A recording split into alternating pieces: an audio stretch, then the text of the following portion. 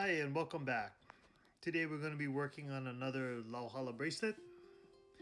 Our bracelet today is going to be the Opihi pattern. We're going to use our same 7 strands. They're all about 1/8 of an inch wide, maybe about 4 millimeters or so. Our finished product should be about 1 inch wide or so, and the pattern that we're using today is going to be the Opihi pattern. I got the idea from looking at those Opihis that are along our coastline here. The Opihi is actually a saltwater mollusk. Kind of looks like a barnacle, but it does have a dark ring on the outside of the shell. The center of the shell has another dark spot, and there's a white ring in the midsection. So when I looked at it, that was kind of my inspiration for making this bracelet today. These Opihi, they're pretty hardy. They live along the coastline. They stick to rocks and get pounded by the water and get pounded by the surf on a regular basis. They live right along that water line and somehow never get washed away. They just hang on for dear life and get some water and some salt air on a regular basis. We're working on this today because today is kind of a really rainy and drippy, cloudy day. It's not really great for going outside. But with the high humidity the way it is because it's so rainy, I soaked my Lauhala leaf like I usually do for about 15 to 20 minutes, get it to where it's pliable. And once it was cut down to size and stripped down to size, this should stay moist and supple through the entire project. There's going to be enough humidity in the air where I won't need to stop and keep spraying it with water just to keep it from drying out and becoming brittle. So that's one advantage to working with it in this kind of weather. It does tend to stick. The little strips might get stuck together, so occasionally I might shake them out and just kind of whip the strands around just to keep them from all sticking together and making it a little bit easier to work with. So some of the things that we're going to use today, and they'll come in later. You'll see them in the upper right hand corner of your screen. I do keep a small scissors just to kind of snip off the ends, which you'll see us do at the end of the project.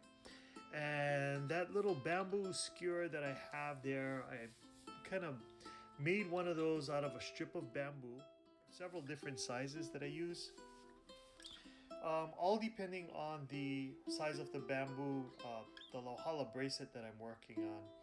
So I have different sizes, and they're basically to get under the weave or get in between the weave, that 1/8 inch square that we're gonna have.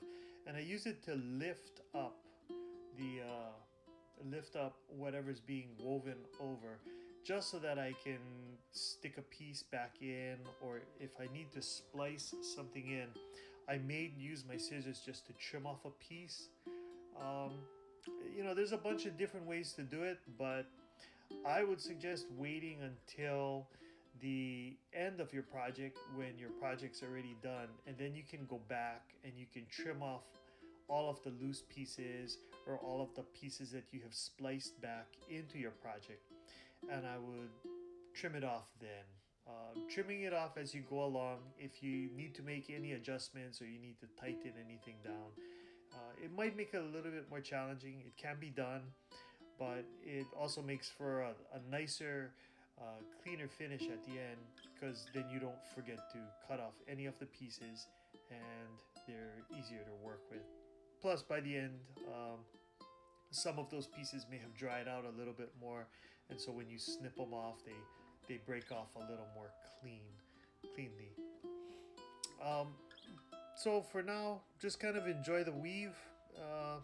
Sit back, relax, have a nice warm cup of coffee, and enjoy the weave.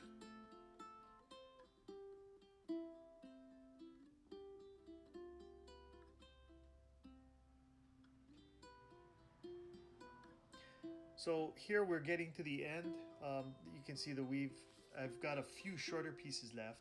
What I like to do is take my scissors and I'll try to cut an angle anywhere between 30 and 45 degrees. Try to cut something a little bit more of an angle, like a 30-degree angle, so that when I weave it back into the piece, I can lift it up with the bamboo skewer and feed it through.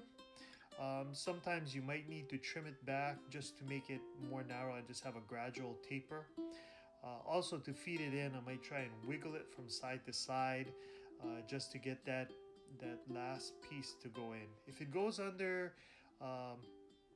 the weave 2 or 3 pieces or 2 or 3 strips over or under, that should be enough to lock it in place.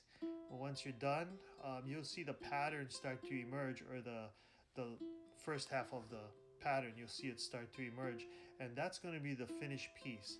To trim it off, I'll usually try and pull on it, tug on it a little bit, make it a little bit more snug, and then snip it with my scissors. And then when you kind of relax the bracelet out, then those pieces tend to slide back under that 1/8 inch piece, and it kind of hides itself pretty good. Today's bracelet is probably going to finish at about 3 inches in diameter. It's a pretty nice, healthy size bracelet, but you can always adjust accordingly based on your personal needs. Thanks a lot for taking a look at what we're doing today. I enjoy working with this. It's sort of my opportunity to kick back, relax, have a nice warm cup of coffee, and just enjoy it. I hope you folks enjoy watching this as much as I enjoy working with it. Thanks a lot, and make sure you guys hit subscribe, and I will see you folks next time with another project.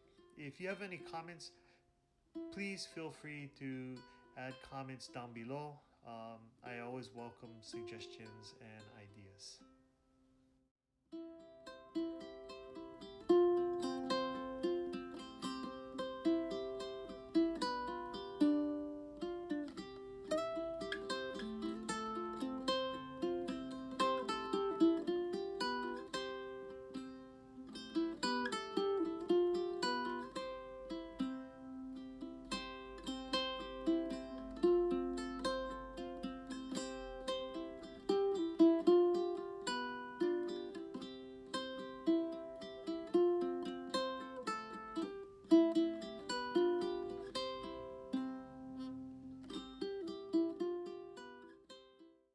Thanks again for watching. Have a super day. Aloha.